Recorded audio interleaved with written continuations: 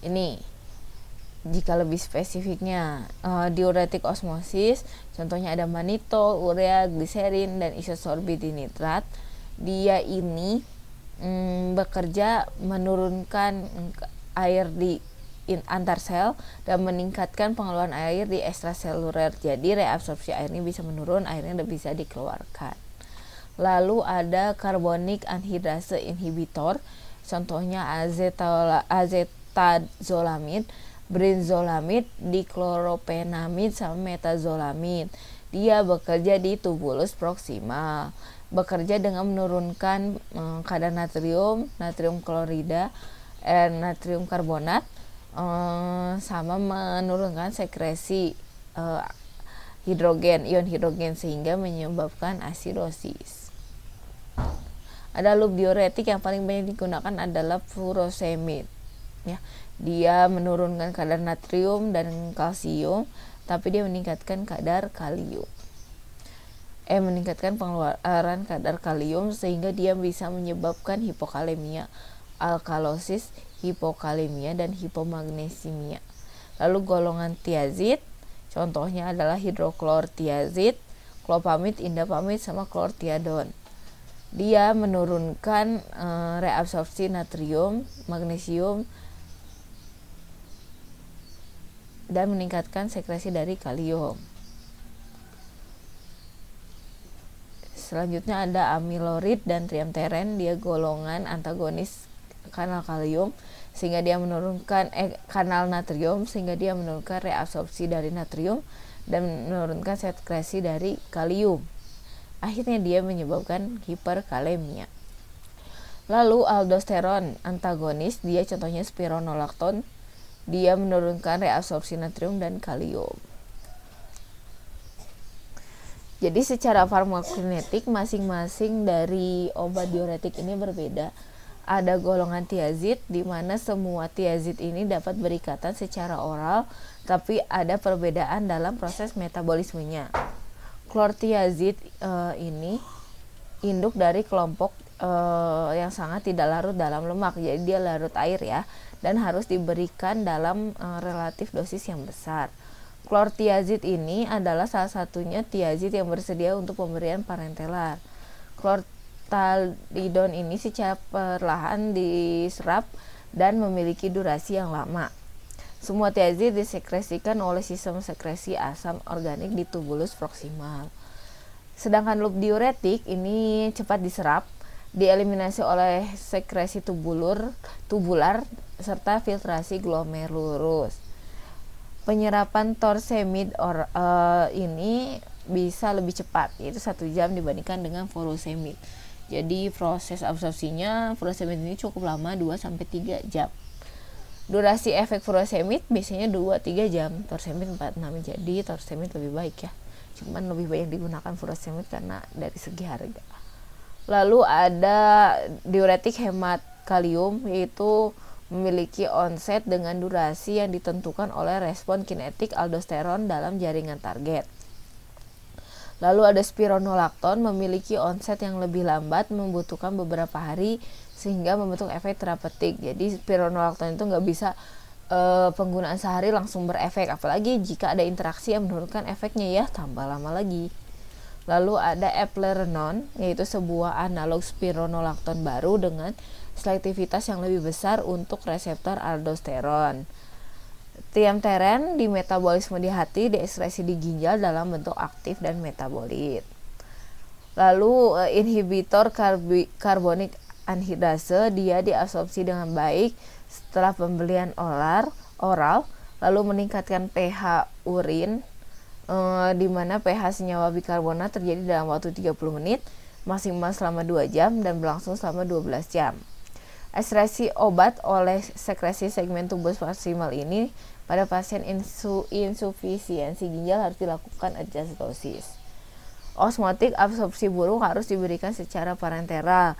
Jika diberikan secara oral, manitol dapat menyebabkan diare osmotik. Manitol ini tidak dimetabolisme dengan ekstresi, terutama oleh filtrasi glomerulus dalam waktu 30-60 menit tanpa adanya reabsorpsi tubular.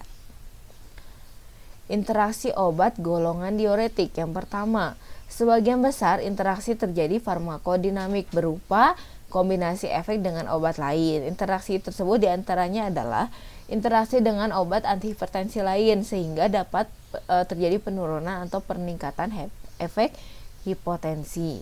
Interaksi dengan obat yang berpengaruh pada keseimbangan elektrolit, contohnya terhadap kalium, kalsium, dan elektrolit lain. Interaksi dengan obat yang memiliki efek terhadap fungsi ginjal, contohnya NSAID dan aspirin. Jadi obat antiinflamasi dan analgetik ya. Lalu esplarenon dimetabolisme oleh sitokrom P450 isoenzim CYP3A4 sehingga dapat dipengaruhi oleh obat-obat yang bersifat inhibitor atau inducer enzim tersebut. Untuk efek interaksi berupa efek hipotensi, meningkatkan efek hipotensinya dikombinasi dengan antara loop diuretik dan beta blocker.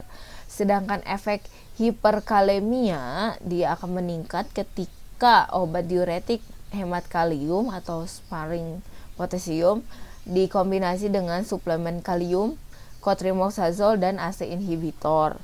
Lalu hiperkalsemia ini akan meningkat ketika dikombinasi dengan golongan tiazid, garam-garam Ca, dan vitamin D. Penurunan efek hipotensi dapat terjadi dengan NSAID dan kortikosteroid. Jadi kebalikannya ya, kalau loop diuretik dan beta blocker meningkatkan efek, kalau NSAID dan kortiko dia menurunkan efek. Penggunaan diuretik harus memperhatikan fungsi ginjal dan dilakukan monitoring ketat terhadap konsentrasi elektrolit dalam darah. Jadi ketika menggunakan diuretik harus dilakukan pemantauan terhadap fungsi ginjal dan juga kadar elektrolit yang ada di dalam darah. Efek terhadap kalium tadi kan ya ada yang menyebabkan hiperkalemia, contohnya diuretik hemat kalium.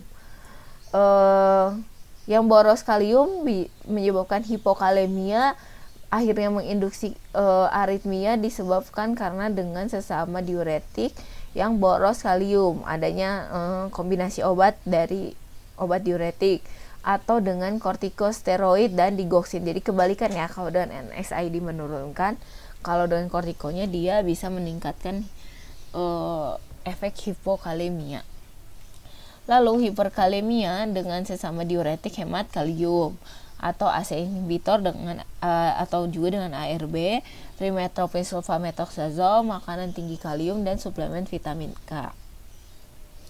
Untuk efek hipotensinya sendiri akan meningkat ketika dikombinasi dengan antihipertensi lain, yaitu ACE inhibitor, alpha blocker, beta blocker, psikotremaratepik, dan CNS active agent seperti barbiturat, opiat, anksiolitik, sedatif, hipnotik, dan antidepresan. Sedangkan efek hipotensi menurun di mana tidak terjadi penurunan tekanan darah dengan NSAID dan kortikosteroid. Jadi furosemid ini dia bisa berinteraksi farmakokinetik dengan resin asam empedu sehingga dia bisa menurunkan absorpsi furosemid. Contohnya dengan phenytoin, sukralfat, makanan dia menyebabkan absorpsi furosemid menurun. Akhirnya efek dari furosemid juga bisa lebih lama ya. Lalu dengan H2 reseptor antagonis AUC-nya akan menurun. Dengan aliskiren AUC-nya akan meningkat. AUC-nya juga dengan H2 reseptor antagonis AUC-nya meningkat, dengan aliskiren AUC-nya menurun sehingga bisa berpengaruh pada efeknya. Dan litium, selium litium akan meningkat sehingga toksisitasnya pun akan meningkat. Lalu golongan spironolactone dan tiamteren dia dapat berinteraksi farmakokinetik dengan digoxin sehingga konsentrasi serum digoxin akan meningkat dan toksisitasnya meningkat. Dimana kita ketahui bahwa digoxin ini adalah obat dengan indeks terapi yang sempit sehingga ketika konsentrasi di dalam darah meningkat maka efek toksiknya akan meningkat. Begitu juga dengan litium. Kalau dengan makanan absorpsi spironolactone ini akan meningkat. Lalu hidrokoltriazid dia menurunkan absorpsi dari asam empedu bisa menurunkan absorpsi dari hidroklortiazid. Sedangkan kalsium dia menurunkan sekresi kalsium sehingga bisa menyebabkan hiperkalsemia. Ini ya, jadi kalau diringkas lagi, interaksi obat diuretik golongan loop diuretik ini secara farmakokinetik akan berinteraksi dengan makanan, aliskiran, dan H2 reseptor antagonis, dan tidak ditemukan yang berinteraksi secara farmakokinetik atau farmakodinamik. Sedangkan yang secara farmakodinamik ada cisplatin, ACE inhibitor, aspirin, dan salisilat lainnya, diuretik tiazid, NSAID, dan juga probenecid. Interaksi loop diuretik spesifik untuk furosemid aja yang dipisahkan karena banyak.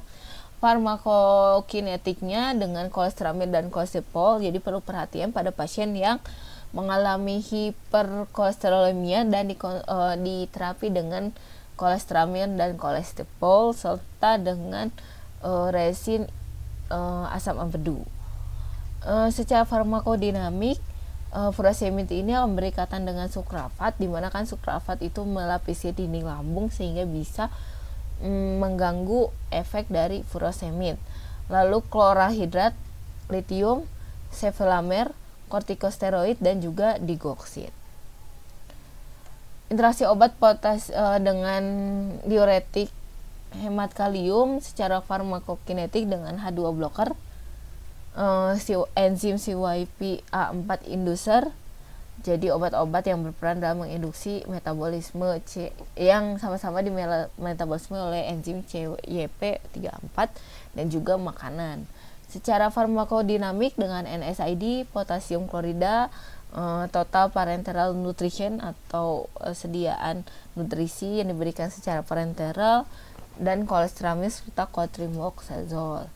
Sedangkan interaksi obat golongan tiazid secara farmakokinetik ada dengan resin ikatan empedu, secara farmakodinamik dengan garam kalsium, vitamin D, digitalis glikosida atau digoxin, NSAID, dan sulfonyl urea.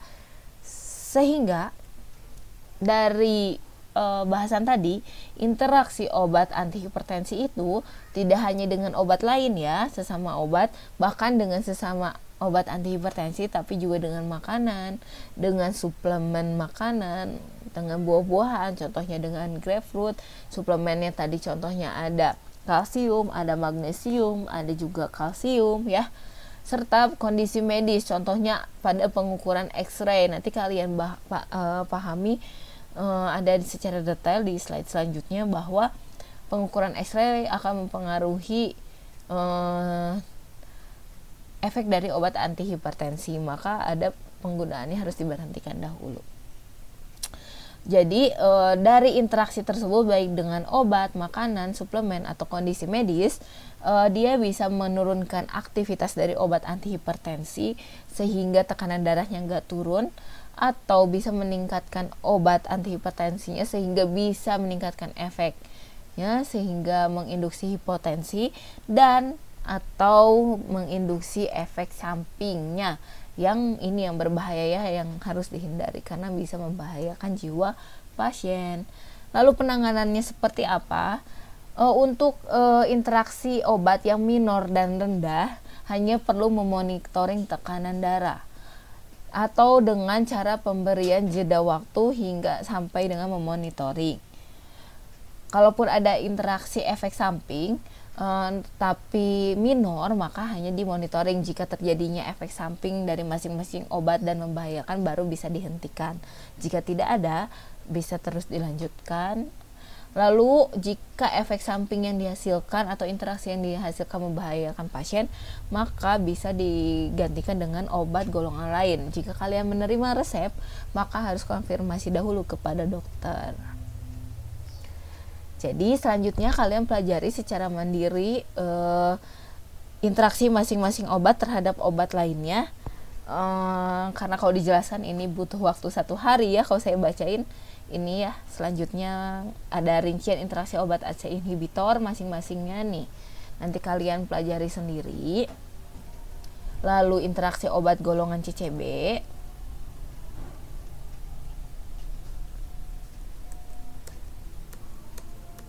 interaksi obat dengan golongan beta blocker.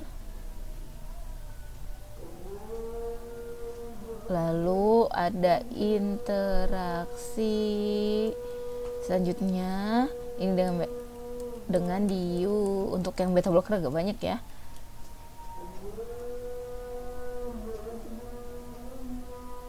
Ini dengan beta blocker, dengan diuretik.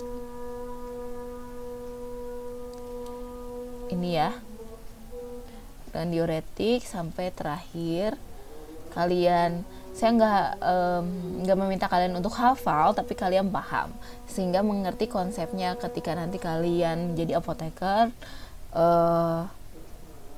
mendapat suatu resep. Jadi kalian tahu bagaimana sih cara melihat atau mempelajari adanya interaksi dari obat-obat tersebut. Untuk pendahuluannya kan sudah diajarkan oleh Bu Suci bagaimana cara mencari di Stokely ataupun Tatro. Nanti kita coba saat diskusi ya, bagaimana membahas suatu resep.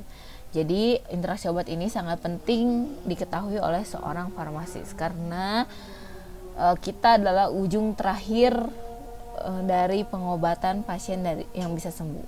Kalau kita nggak paham tentang obat yang kita kasih ke pasien, itu bisa membahayakan jiwa pasien. Jadi cukup sekian materi interaksi obat dengan antihipertensi, dengan judul antihipertensi. Semoga kalian bisa paham, bisa mudah mempelajari. Jika ada yang ingin ditanyakan, bisa menghubungi saya secara langsung atau disimpan untuk diskusi. Cukup sekian, semoga ilmunya bermanfaat. Assalamualaikum warahmatullahi wabarakatuh.